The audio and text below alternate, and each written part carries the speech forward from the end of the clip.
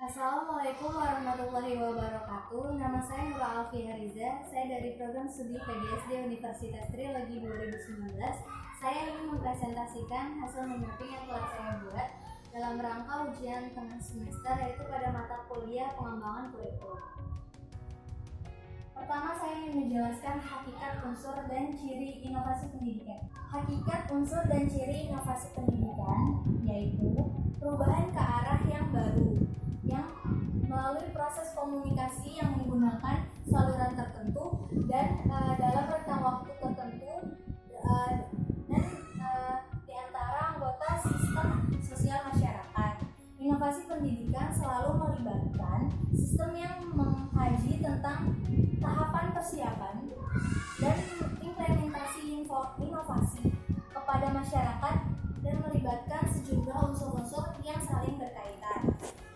Ciri inovasi pendidikan menurut Rogers tahun 1983 yaitu esensi inovasi itu sendiri, saluran komunikasi, faktor waktu dan proses pengambilan keputusan, serta sistem sosialnya.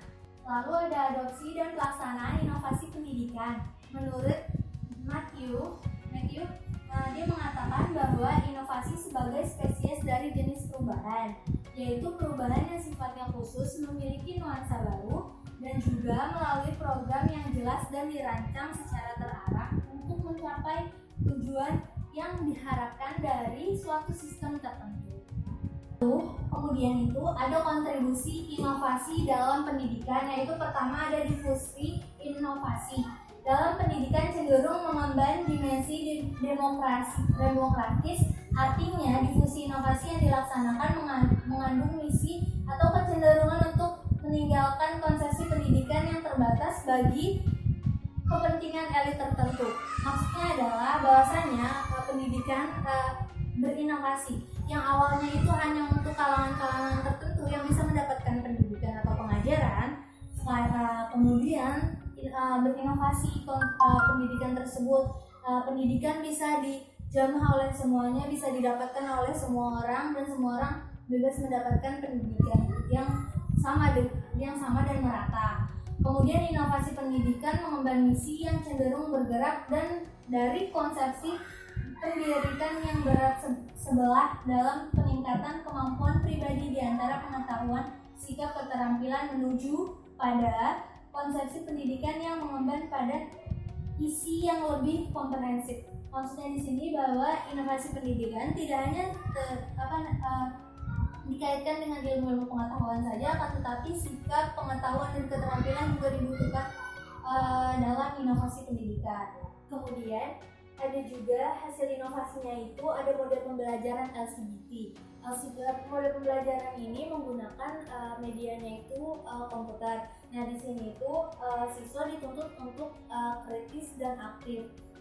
Siswa diajarkan untuk belajar cepat, tepat, dan bermakna. Kemudian hal ini bisa membangun kreativitas siswa dalam mengembangkan pembelajaran yang diberikan oleh guru.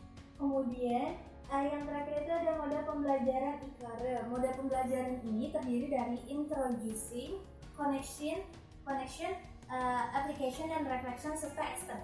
Nah, yang dimaksud dengan IKARE di sini itu adalah ketika guru dia menjelaskan, memperkenalkan pengetahuan atau informasi terbaru kepada siswanya.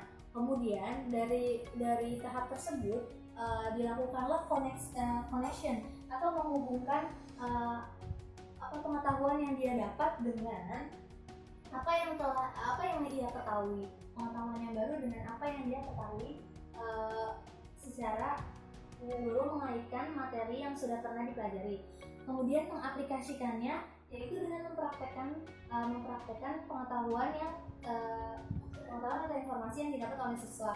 Kemudian setelah mengaplikasikannya, mereka melakukan refleksi. Refleksi itu digunakan untuk mengetahui seberapa jauh pemahaman siswa tentang apa yang telah ia pelajari. Kemudian setelah merefleksikannya itu ada extend.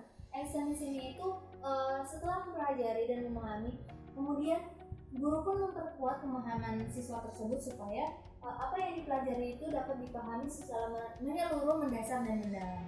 Kita ada hasil inovasi kurikulum. Nah, di sini itu ada beberapa inovasi kurikulum dari tahun 60 sampai sekarang, yaitu pertama ada kurikulum muatan lokal, kemudian ada pendidikan sistem ganda atau PSG, kemudian ada juga broad based kurikulum, pendidikan berbasis luas, lalu ada juga KBK, kurikulum berbasis kompetensi, dan ada juga KTSP, kurikulum tingkat satuan pendidikan, dan yang terakhir saat ini adalah kurikulum 2013 yang sudah direvisi sampai sekarang 2020.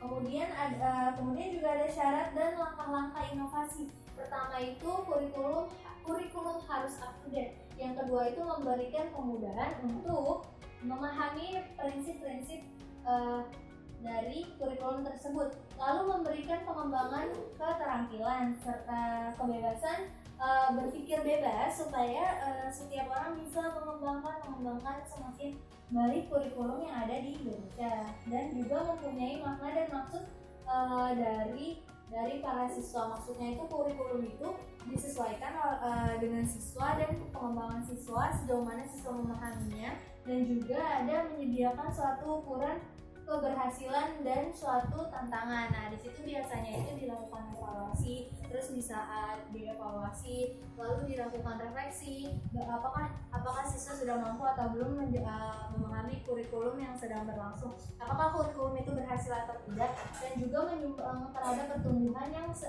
seimbang. Jadi kurikulumnya itu menyeimbangkan dan mengaitkan dengan kurikulum sebelumnya dan bisa menjadikannya menjadi lebih baik lagi, dan juga mengarahkan tindakan sehari-hari, pelajaran, dan pengalaman selanjutnya. Nah, itu harus berkaitan dengan pengalaman siswa agar siswa mampu mengetahui informasi atau hal-hal yang diberikan oleh guru tersebut. Presentasi dari saya semoga bermanfaat. Wassalamualaikum warahmatullahi wabarakatuh.